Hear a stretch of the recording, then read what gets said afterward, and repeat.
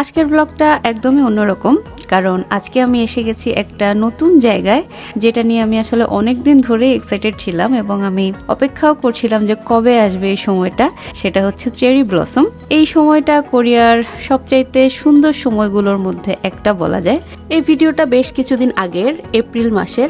এই cherry blossom সময়টা stay করে এপ্রিলের প্রথম 2-3 সপ্তাহ এই সময়টাতে, আর তারপর বৃষ্টি হয়ে সব ঝরে পড়ে যায়।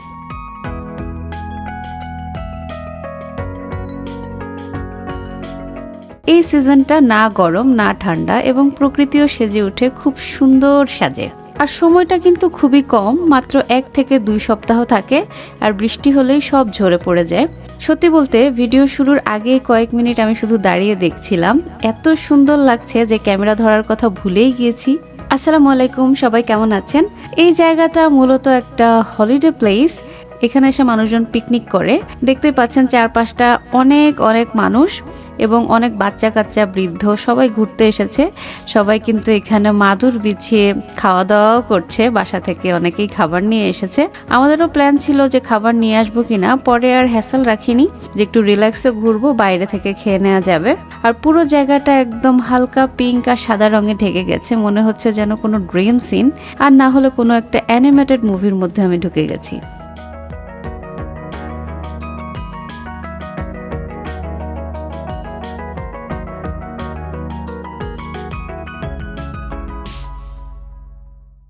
যেখানেই তাকাবেন দেখবেন যে এরকম শুধু ফুল আর ফুল।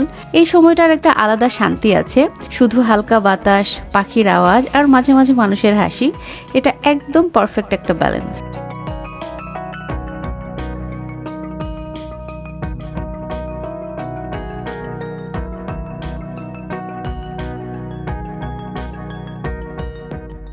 এই ফুলগুলো কতটা ডেলিকেট, একটু বাতাস আসলেই পাপড়িগুলো ঝরে পড়ে যায়, আর তখন মনে হয় যেন পিঙ্ক রঙের তুষার পড়ছে।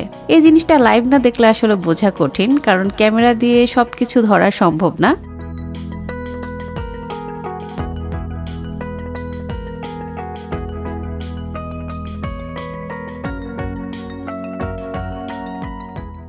আমি জানি ক্যামেরায় হয়তো এতটা ভালো লাগছে না, বাট বিশ্বাস করেন রিয়েল লাইফে এটা অন্তত 10 গুণ বেশি সুন্দর।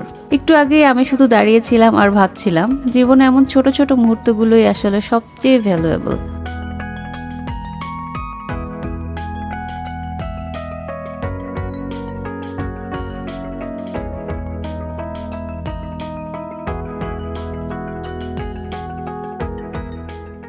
এখানে কিন্তু আপনারা দেখতেই পাচ্ছেন অনেক অনেক মানুষ এসেছে পরিবার নিয়ে, ফ্রেন্ড নিয়ে। কেউ কেউ পিকনিক করছে, ছবি তুলছে। আর এই টাইমটা কিন্তু চেরি ফুলের সাথে ছবি তোলাটা খুবই খুবই সুন্দর আসে। আবার অনেকেই চুপচাপ বসে আছে, শুধুমাত্র নেচার উপভোগ করছে। এই ধরনের ভাইব অনেস্টলি শহরের ব্যস্ত জীবনে খুব কম পাওয়া যায়।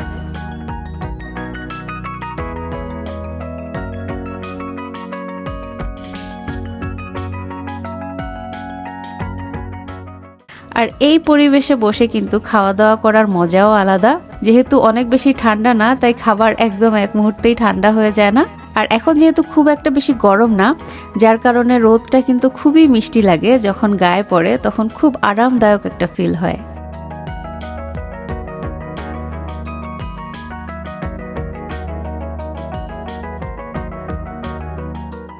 এই সময়টা আমার কাছে মনে হয় যে গোল্ডেন টাইম বছরের মধ্যে, কারণ এই সিজনে খুব একটা গরমও না আবার ঠান্ডাও না। ঘোরাফেরা করেও মজা, খাওয়া দাওয়া খেয়েও মজা, মানে সবকিছুতেই একটা স্বস্তি থাকে। প্রকৃতিও থাকে ভীষণ সুন্দর, সাজানো গোছানো।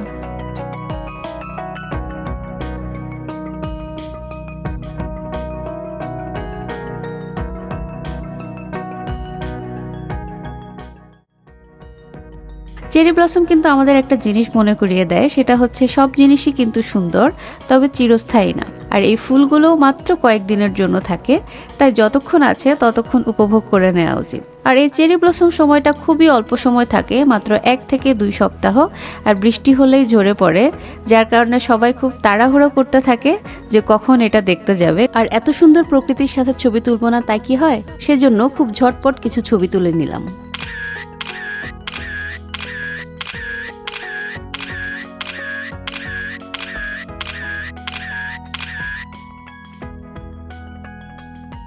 আপনারা এই সিজনে কিন্তু অবশ্যই কোরিয়াতে ঘুরতে আসতে পারেন, ভীষণ ভীষণ ভালো লাগবে। আর শীতের ভারী ভারী জামা কাপড়, শীত প্রস্তুতি এসব কোনো কিছুরই দরকার নেই। ছোট্ট একটা লাগেজ গোছাবেন আর সুন্দর করে চলে আসবেন।